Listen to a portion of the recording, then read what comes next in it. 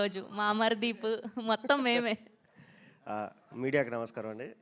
ఎప్పుడూ ప్రెస్ మీట్లు చూడడమే కానీ ఫస్ట్ టైం ప్రెస్ మీట్‌కి వచ్చాను నేను. కొంచెం టెన్షన్‌గా ఉంది.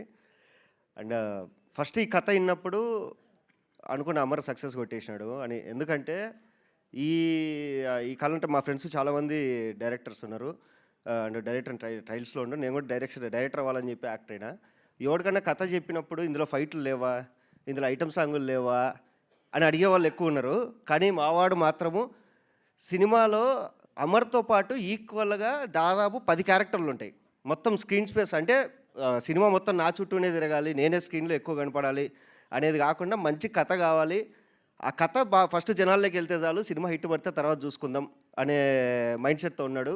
సో, ఫస్ట్ ఈ కథ ఒప్పుకున్నందుకు అమర్ నువ్వు సక్సెస్ కొట్టేసినావు. అండ్ పాన్ ఇండియా అని చెప్పేసి అనవసరమైన కథలకు కూడా ఓవర్ బడ్జెట్ పెట్టేసి, తర్వాత జనాలు థియేటర్‌కి రాలేదని చెప్పి జనాల మీద పాపం సినిమా బాగుంటే మీరందరూ ఖచ్చితంగా వస్తారు. మీ తప్పేం లేదు. బట్ సినిమా బాగా తీయకుండా మీ మీద నింద మోపడం అనేది మా తప్పే. ఈ సినిమా నిజంగానే బాగుంటుంది. ఒకప్పుడు మనము కబడ్డీ, పందెం ఇలాంటి సినిమాలు ఎలా ఉన్నాయో అంటే అవి టీవీలో వచ్చినప్పుడు అరే ఈ సినిమా టీవీలో వస్తుందని చెప్పేసి ఫ్యామిలీ మొత్తం కూర్చొని చూసేది. అండ్ మా సుమతి శతకం కూడా మొత్తం ఇంట్లో ఫ్యామిలీ అందరూ వచ్చి కూర్చొని చూడొచ్చు. సో, ఎటువంటి డోకా లేదు.